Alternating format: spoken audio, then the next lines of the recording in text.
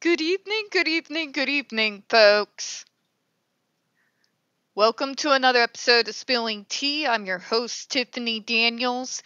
We are going back to that horrible world known as the JRC, but before we do, the usual disclaimers. Alright, folks, if you are unfamiliar with the Stop the Shocks campaign or the campaign against the troubled teen industry, you're going to find all the pertinent links right there in the description box. Please, in particular, take note of the article written by NeuroClastic, a small non-for-profit started by autistics for autistics. In it, they interviewed over 800 ABA professionals in regards to the JRC's so-called behavior modification program. One moment. Judge Rotenberg Educational Center doesn't want you to read that article so much. They threatened NeuroClastic with a defamation lawsuit if they did not remove it from the website. Well, folks, NeuroClastic refused. You know the drill. Please read the article. Share on all your social media. Also included is NeuroClastic's public statement in regards to the defamation lawsuit threat, as well as a link to their GoFundMe. We are crowdfunding, just in case the JRC actually does see through with their threat. Trigger warning 1. When we discuss places like the Judge Rotenberg Educational Center or Agape Boarding School for Boys, you're going to hear vivid descriptions of and catch clips of surveillance footage of people with mental health issues and disabled people being tortured and abused. If you got young children present, please use your headphones. Trigger warning 2. This channel is marked not for kids for a reason. We use profanity on occasion and speak on dark subjects. If your child is 16 and younger and they are watching this, very obviously, parental supervision is very much advised. Now, before we get into it, one sec. I apologize in advance. Allergies are acting up. And what I'm going to be doing tomorrow, which is why I'm doing my videos now, is going on an OCD cleaning spree of epic proportions. Also, regards to current news, I will not be covering it. And the reason is the whole point of this entire channel has to do with disability rights. I know I've been mainly doing the JRC. Even stopped for a period of time doing the Autistic at Work series to focus on this, mainly because things going on with work, new medications, a lot's been going on. I will try to get back to that series as soon as possible, but I've been a wee bit overwhelmed, and, well, I've taken a 4-day kind of mini vacation so I can just kind of rest and clean. Clean a lot. Alright? That being said, if you want to watch all that stuff, the Diddy stuff, the President Trump stuff, be my guest. But my primary focus is in regards to this.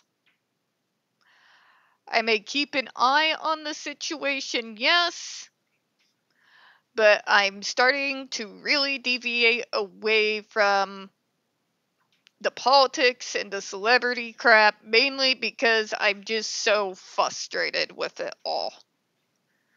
The knee-jerk reactions, people making emotional declarations one way or the other. And I'm sorry, but my autistic, literal, analytical, logical ass is just tired. Just tired. I like facts.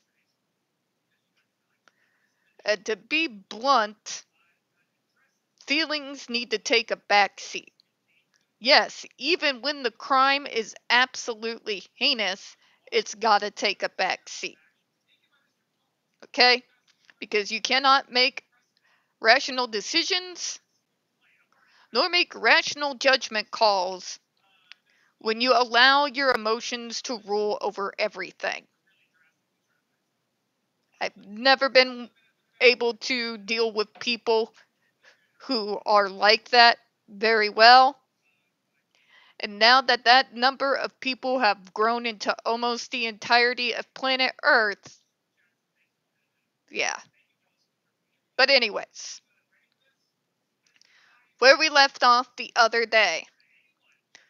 Third, the band quite clearly determines general scientific and policy issues regarding whether ESDs for SIB or AB may be legally marketed in the United States, and does not resolve a dispute between particular parties, as did the cases cited by the commenter involving an adjudicative action. Disputes regarding individuals' qualification for various types of government benefits or termination of their employment. In other words, this is what we've been saying through the last few several videos. This is not a court case. This is not a type of case where any determination in regards to guilt or guilty parties is not playing any part here. Yes, in regards to allowing the public to make comments, it's been allowed in this case. It was allowed in the context of getting a full pictured view of this device, what it does, what its risks are, what is its so-called benefits, how does it compare with alternative treatments, what is their success versus the GED's success, and culminating in answering the JRC's absolute assertion that nothing else works. Well, we have proven in actuality that's not necessarily the case. The fact of the matter is we don't know, because none of these kids were actually processed properly. No proper full functional behavioral assessment was done. Literally none of the steps were taken that should have been taken. You got a lot of confused parents with nobody there to guide them through the service system to help them navigate and find the best treatment program for their child. You have a school that is beyond its depth, dumping a kid in any place that will take them because they don't know how to handle the situation properly. They are not given the correct resources to help them take a look and get those kids into residential programs that might actually be of assistance.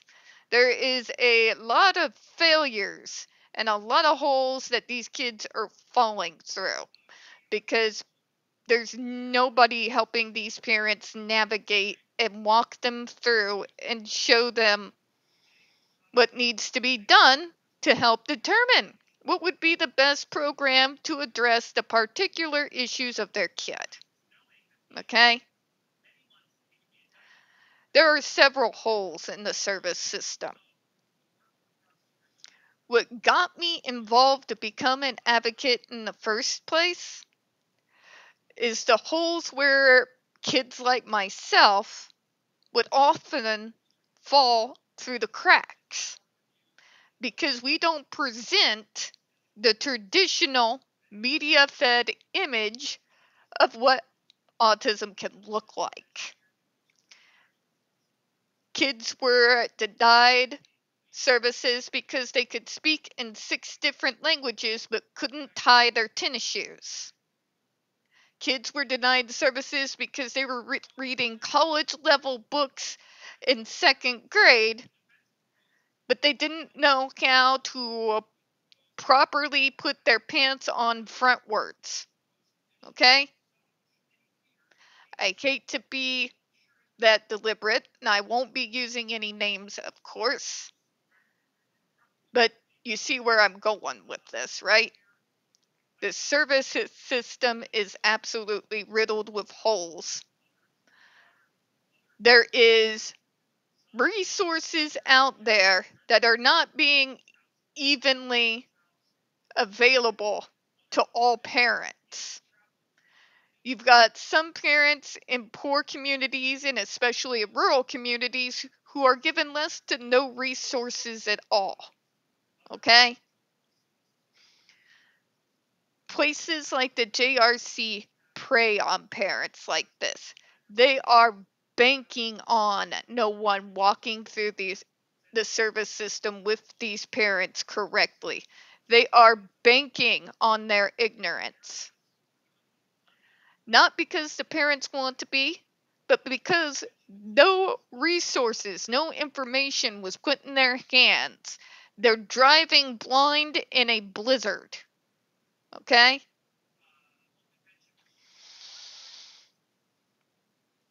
So, yeah, there's that. All right?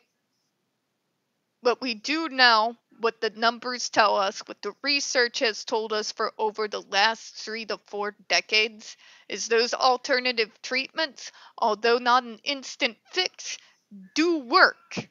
The JRC arguing but it doesn't work 100% is a bogus argument because no treatment program is going to work for 100% of people 100% of the time, because every single one of us who are neurodivergent have different needs, different issues that may be addressed through one treatment program and not the other.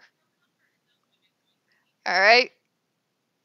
But in regards to this here, it is specifically to do with the GED device. Even the public comments and the witness testimonies, the ER documents, and everything here that the FDA has gone through all are centered around the GED device. Point blank, period. Nobody's being assigned guilt here. But the JRC and their so-called victimhood and self-proclaimed martyrdom want you to think that they're being targeted unfairly. That's not what's going on here. It was brought to the FDA's attention that a particular device was sending kids to ERs. It was brought to their attention that kids were being shocked for literally almost thought crimes. That is what they are addressing. Nobody is assigning guilt in regards to this ban. That's not what bans are for. All right? Therefore, nobody's rights are being violated because no one is imparting blame on anyone in regards to as far as the FDA is concerned. Now, I'll assign the blame. I'll assign the blame all day long. Okay? Where is my soapbox? I need to dust it off and I need a bullhorn. I'm feeling feisty today. But that's not what the FDA is doing. And to continue to scream bias, bias, bias, just because literally the rest of the damn medical model and fellow service providers are calling you out on your shit, that's not bias. Okay?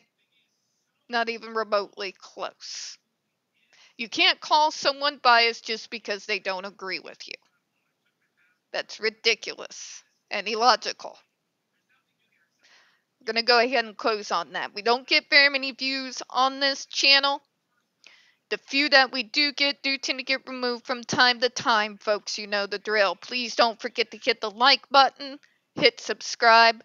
Please don't forget to hit the comments. I appreciate your time this evening. As always, folks, we here at Spilling Tea do hope you have a good one. I'll see you again here in a few minutes. But bye, everyone.